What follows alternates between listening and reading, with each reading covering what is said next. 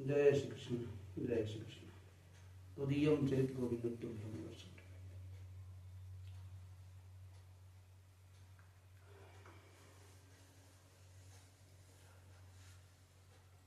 विदुर जी ने मैत्रेय जी से पूछा कि भगवान बताइए, जब ब्रह्मा जी शेष साई भगवान नारायण की वंदना किए और उनकी स्तुति से भगवान प्रसन्न हुए और उन्होंने जो कहा उसके बाद ब्रह्मा जी क्या किए, तो मैत्रेय जी बोलते हैं कि भगवान की कथा अनुसार ब्रह्मा जी उस अपने कमल के आसन पर 100 दिव्य वर्षों तक बहुत घोर तपस्या की और इसके बाद उनके अंदर आत्मज्ञान और विज्ञान दोनों बढ़ गया। इसके बाद उनके अंदर जब विज्ञान भी बढ़ गया और तपो ज्ञान भी बढ़ गया, तब उन्होंने क्या किया, वो जो इतनी तीव्र प्रलयकालीन जो हवा के झोंके चल रहे थे और जल की तरंगें, तो सारा वो जो है वो जल को और सारी वायु को पी गए। अब इसके बाद से वो जो तीनों लोगों को व्यक्त करने वाला कमल कोश था, वो ब्रह्मा जी उसी के अंदर प्रविष्ट हो गए। अब प्रविष्ट होने के बाद उस कमल कोश को उन्होंने 3 भाग किया, भू भुवा स्वः। ये 3 जीवों के रहने और भोग करने के जो है स्थान उन्होंने बनाए। और विदुर जी पूछते हैं कि मतलब ये कितने प्रकार की ये सृष्टि जो है हुई। तो देखिए मैत्रेय जी कहते हैं कि 10 प्रकार की सृष्टि जो है ब्रह्मा जी ने बनाई है और उसका क्रम मैं आपको बताता हूं। सर्वप्रथम ये महतत्व भगवान की शक्ति से वो चीज है जिससे सत्वरज और तमस गुण ये अपने को विषमता को प्राप्त करते हैं। और इसके बाद दूसरी स्थिति जो है अहंकार से ये 5 महाभूत और ये ज्ञानेन्द्रियां, कर्मेंद्रियां, और तीसरी जो सृष्टि उन्होंने किया ये भूत सर्ग। तो भूत सर्ग जो है किस प्रकार से 5 महाभूत पैदा हुए उसका ये तन्मात्रा। और चौथी सृष्टि उन्होंने किया इंद्रियों की। तो इंद्रियों में क्या है, ज्ञानेन्द्रिय और कर्मेंद्रिय। तो इसमें जो है ज्ञान शक्ति होती है और कर्म शक्ति होती है जो है। और 5वीं सृष्टि उन्होंने किया इंद्रियों के अधिष्ठाता देवताओं की जो है, यानी हर इंद्रिय का एक देवता हो। जैसे मान लीजिए आपकी आंखें हैं तो आंखों के देवता क्या सूर्य है, कान क्या है तो कान के देवता दिशाएं हैं ये।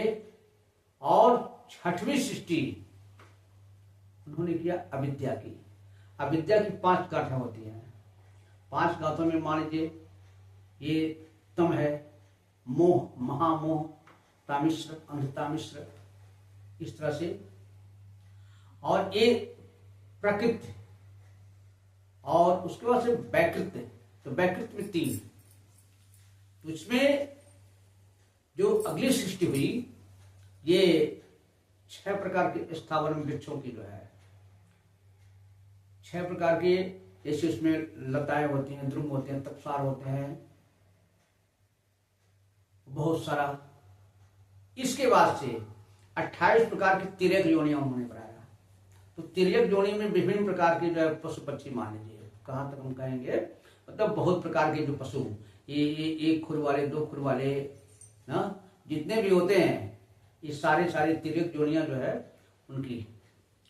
और इसके बाद से उन्होंने अगली सृष्टि जो जो बनाई वो जो है ये नवी सृष्टि जो बनाई है भगवान ने मनुष्य को बनाया है। तो मनुष्य की केवल एक ही प्रकार कर रहा है। इस सब की रचना करने के बाद अब उनको इस सृष्टि का विस्तार करना था। तो सृष्टि का जब विस्तार हुआ तो बहुत सारे वो ब्रह्मा जी के शरीर से और ब्रह्मा जी के मुख से जल पैदा हुए। तो जैसे अब उन्होंने सर्वप्रथम ये अपने शरीर से ही जो है 10 प्रजापतियों को पैदा किया। जैसे बता रहा हूं, ये मरीचि पैदा किए और पुलस्त ऋषि पैदा किए, पुलह, क्रतु, भृगु, वशिष्ठ इत्यादि इत्यादि। तो इसमें विशेषता क्या थी कि जैसे मरीच जो हुए ना वो ब्रह्मा जी के मन से पैदा हुए हैं मरीच जी, और भृगु जो थे ब्रह्मा जी की त्वचा से पैदा हुए हैं। वशिष्ठ जो है ब्रह्मा जी के हृदय से पैदा हुए ना, और क्रतु जो थे ना वो ब्रह्मा जी के हाथों से पैदा हुए। ठीक है। अत्र कहां से पैदा हुए? अत्र जो है ये भगवान के नेत्रों से पैदा हुए। ये इस सारे तो उसके बाद पैदा हो गए। अब भगवान जब अपने सृष्टि का विस्तार करने लगे तो सबसे पहले उन्होंने जो है अज्ञान में बताया 5 प्रकार के जो है, जैसे अविद्या, तामिश्र, जैसे मोह, महामोह है ना, राग जो है ना, राग ये महामोह है। अस्मिता, अपने अस्मिता के प्रति जो होती है मनुष्य को जो है उसको कहते हैं क्या, राग कहते हैं। ये जब ये रखे तो ये सृष्टि उनको अच्छी नहीं लगी। ब्रह्मा जी को ये सृष्टि से उनको संतोष नहीं, बहुत परेशान हो गए, बहुत दुखी हुए। तब इसके बाद से वो जो है 4 ये सनक, सनंदन, सनत कुमार, सनातन, इनके कहे बेटा तुम लोग सृष्टि को बढ़ाओ। लेकिन ये जन्म से ही ये लोग एक निवृत्त प्राण थे। वो तत्काल ही जो भगवान का ध्यान करने लगा, नहीं नहीं नहीं नहीं ये हमसे नहीं होगा, हम नहीं सब करेंगे, हमको ध्यान करेंगे, हमको जो है वो निवृत्त कुमार के थे ना। अब ब्रह्मा जी को तो बहुत गुस्सा आया, अरे ये मेरे बेटे होकर के, मेरे पुत्र होकर के से मेरी बात नहीं मानते हैं। लेकिन वो सोचे कि भाई गुस्सा करना तो ठीक नहीं है, तो मन ही मन उन्होंने उस क्रोध को नियंत्रण करने का कोशिश किया, लेकिन फिर भी क्रोध नियंत्रित नहीं हो पाया। तभी उनके इन दोनों भवों के बीच से जो है एक देव निकले, नीलोहित, नीला और लाल रंग के, और वो जो ही प्रकट हुए त्यों लगे रोने, और रोने लगे, कहे पिताजी पिताजी अब बताइए मैं कहां रहूं, कहां रहूं। अब भगवान ब्रह्मा जी बोलते हैं कि देखो तुम पैदा होते ही चूंकि रोए हो, इसलिए संसार में प्रजा लोग तुमको रुद्र नाम से जानेंगे। और चिंता मत करो, मैंने तुम्हारे रहने के लिए 9 स्थान, हृदय, मन, ये पंचमहाभूत, सूर्य, चंद्रमा, तप इत्यादि इत्यादि मैं स्थान तुमको दे दिया हूं। और संसार में ये तुम्हारे 11 नाम होंगे, जैसे मनु, मन्यु, भव, शिव, और तुमको ये 11 पत्नियां होंगी, और इनको लेकर के तुम जो है ये सृष्टि का काम आगे बढ़ाओ। तो अब वो भगवान रुद्र जी लगे करते सृष्टि का काम, लेकिन वो जो पैदा हुए उन्हीं के समान परसारी इतने भयंकर हुए, सारे संसार को नष्ट करने लगे एकदम। अब देख करके उनका तांडव तो ब्रह्मा जी परेशान हो गए, कहे अरे हे रुद्र जी, ये आप अपना ये सृष्टि का काम बंद करिए, और ये तुम लग रहा है मुझे को खत्म कर देंगे सब। तो कहे ठीक है पिताजी, क्या आज्ञा है आपकी? पिताजी जाइए आप तप करिए। तब रुद्र जी उनकी परिक्रमा की, और परिक्रमा की, उनको नमस्कार किए और इसके बाद से वो मन को चले गए। पुनः ये अपने मुंह से उन्होंने जो है ये वाणी देवी सरस्वती को पैदा किया। तो सरस्वती यह तो वो वासनाहीन थी, लेकिन उनको देख करके, उनके अति सौंदर्य को देख करके ब्रह्मा जी के मन में विकार आ गया। अब ये बात जब उनके पुत्र मरीच को पता चली तो कहे है आपको धिक्कार है, आप ये जो काम सोच रहे हैं ना, ये इस तरह का कार्य, इस तरह की सोच तो इसके पूर्व किसी ब्रह्मा ने नहीं किया था और न मेरा विश्वास है आगे भी कोई ब्रह्मा नहीं करेगा। आप बताइए, जगत विधाता होकर के जो है आप ये सोच रहे हैं, जो है एक रागपूर्ण जो है ना, क्या कर रहे हैं आप? ये सुन करके ब्रह्मा जी को बहुत ही पश्चाताप हुआ और उन्होंने तत्काल ही अपना वो शरीर त्याग दिया। शरीर त्याग दिए और उसी उनके शरीर से सारे चारों ओर घोरा जो देखते हैं ना, धुंध छा गया चारों, जो आपको जाड़े में दिखाई पड़ता है, तो वही है ब्रह्मा जी का त्यागा हुआ शरीर। इसके बाद से अपना मन को पवित्र किए, भगवान का ध्यान किए और तब ब्रह्मा जी के चारों मुंह से 4 वेद पैदा हुए। इसके बाद 4 वेद हैं, तो विदुर जी पूछते हैं, हमारे मन में उत्सुकता है, आप हमको ये बताइए कि मतलब ब्रह्मा जी के 4 मुख, तो किस मुख से जो है कौन से वेद पैदा हुए? तो बताया कि हाँ, इसका एक निश्चित क्रम है कि पूर्व के मुख से ऋग जो है ऋग्वेद, और दक्षिण के मुख से यजुर्वेद, पश्चिम के मुख से जो है सामवेद, और उत्तर के मुख से जो है अथर्ववेद पैदा हुआ। ये चारों वेद, और चारों वेद उसी क्रम में सारे जो है उपवेद पैदा हुए।